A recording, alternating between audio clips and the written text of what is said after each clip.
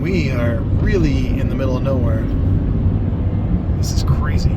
The Great Plains of Chino. Look, a settlement. Yep, we're officially nowhere. Little curvy streets. Oh, this is exciting. You wouldn't know there's a bar back there. Yeah, I think this is the place. Here we go. All right, so a little bit of backstory. I was doing some research on drinking, like you do, and I came across this series of articles by Caroline Pardilla. She had wrote some stories about home bars in Los Angeles, and one in particular, the Desert Oasis room, seemed too good to be true. I mean, this place looked beautiful, more beautiful than any bar I've ever seen. So obviously I wanted to go visit this gentleman. So I wrote him an email. He said, come on down, look for the Tiki truck, and knock on my door. So that's what I did. Hey! Roberto! Nice to meet you, man. Come in, Thank you. Wait, do I say aloha back? You can say aloha back, you can say whatever you want to say. I bring a gift. Oh, very in nice. friendship. A Very little nice, rum for thank the you. Tiki bar. I hope you like it. Nice of you. Yeah, I figured, you Appreciate that. must like rum, right? I love rum. Yeah, there we go. Rum. Come here. And this is the Desert Oasis room. Welcome to the Desert Oasis room. Wow. Wow, you'd never know this is... I love the reaction, thank you. Yeah, this is amazing. Yeah, this is my little home paradise out here in the Inland Empire. Well, let's sit down, have a drink, and Yeah, awesome. talk Tiki bars. I love that, I love that. Here we go. We're just having a conversation. Just two guys having a conversation. Get it, yeah. I'm ready. Hold on. Make sure I'm beautiful. I'll do my makeup. Yeah, you're getting a little sweaty up top. Hey, what's your name? Adrian. My name is Adrian, also known as, I have a Tiki name. All these Tiki people have a Tiki name. Is that a thing? It's a thing. So my Tiki name is Polynesian Pop. Polynesian Pop. Polynesian Pop. Polynesian Pop is a time in American history where in the mid-20th century was this thing, this proliferation of Polynesian-styled restaurants, apartment buildings, and bars. When Hawaii became the 50th state, there was this whole thing that swept America. Every artist at the time seemed to have some sort of a Hawaiian album. And then you started seeing things on TV like Gilligan's Island and Hawaiian Eye. Book him, Dano. Dano, take him out of here. Book him. Book him. Book him. Book him, Dano. That was basically what was named the Polynesian Pop Art Movement. Wow, I didn't know it had a name, but it makes sense because you're right. That era was all just inundated with Tiki Inundated culture, with Tiki bamboo, culture, right. shirts, Right. the Hawaiian shirt, which has a fascinating history too. The fascinating history of the Hawaiian shirt, or how Docker pants came into existence. 1935, Happy Taylor Musashia, the shirt maker, puts out an ad in Honolulu for his new Aloha shirt. Everyone goes gaga for them. 1946, the city of Honolulu passes a law allowing workers to wear Hawaiian shirts to work legally. 1959, Hawaii becomes a state, giving Elvis island fever.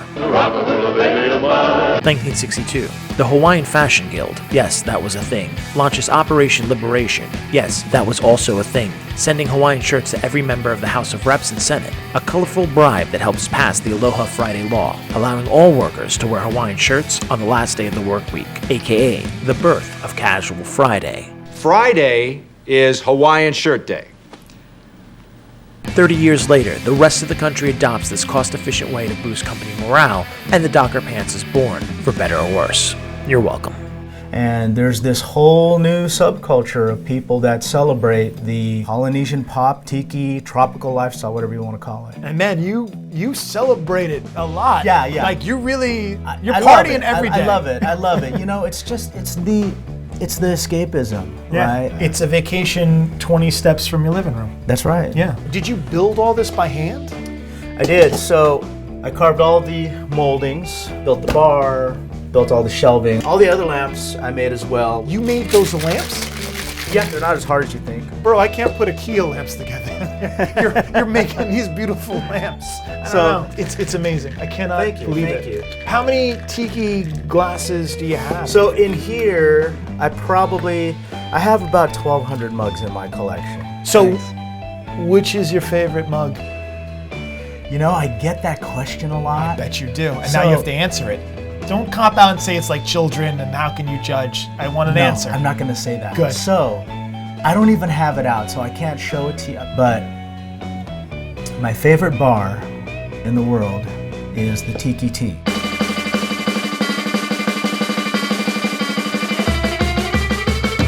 And back in the 60s, they used to serve a drink called the Cobra's Fang. It was served in a mug that had a cobra for a handle. And the base of the mug, the cobra is coiled around the base. And over the years, they got broken and stolen and all kinds of stuff, and eventually there was none. Well, that one that Mike Sr. had in his collection, he gifted it to me for Christmas. So that's my favorite mug. You know, one of these days I'd like to find a way to display it, but Safely. Because I'm just thinking of some kind of glass case that's got all kinds of security with cameras and little red laser beams and some kind of fingerprint thing to open it, you know, and a retina scanner. I'm sensing the Ocean's 14 screenplay being written somewhere of like how they're gonna... for this like mug that was made by some old lady. The 5 people that are like gonna watch 50 this film, years ago, right? So is there like a black market for the mugs? Yeah, there's a big traders market for Tiki mugs. People on the dark web, you can go deep. People are, I don't know how dark it is these days. I mean, that's awesome. Yeah. Tiki Nation. You guys are a yeah. community. So there's a huge collectors community. These tikis are walking around. They're living. They have faces. They're like little people watching us. And then people like you and me, we find them maybe we see it at a thrift store and we say, oh, this is kind of cool. I'm going to buy this for my desk and put my pens in it. Right. And then 1,200 later, you have a bar in your house. Is there something I need to look at in this place that I wouldn't see? Like an interesting, like you need to, this is something you probably would miss and it's very interesting. Tiki Tea has a drink that they serve called the Blood and Sand. And when this drink is served, the whole bar starts screaming, Toro, Toro, Toro. And a little mechanical bull runs across the bar. No. Oh, come on, bro. And I've got one. Boom. Who did you have to, like, how did you get this? So this was a gift. Did you name him? Well, the name is Fernando. All right. So Fernando. Fernando the bull. So Toro. So there you go. So we got to go to Tiki Tea, man. Yeah, we got to do that for sure. We'd have a good time.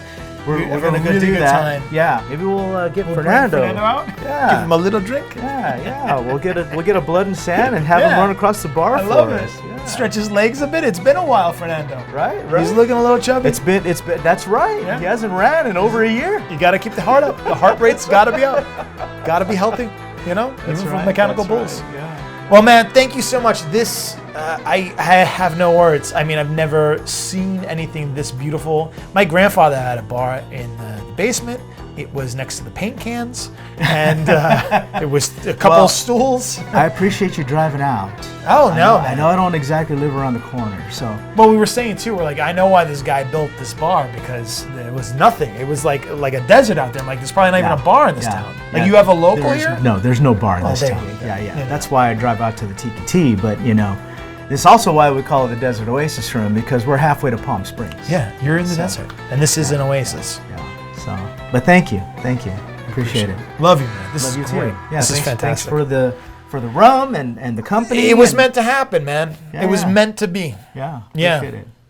It's good. Awesome. Cool. That was great.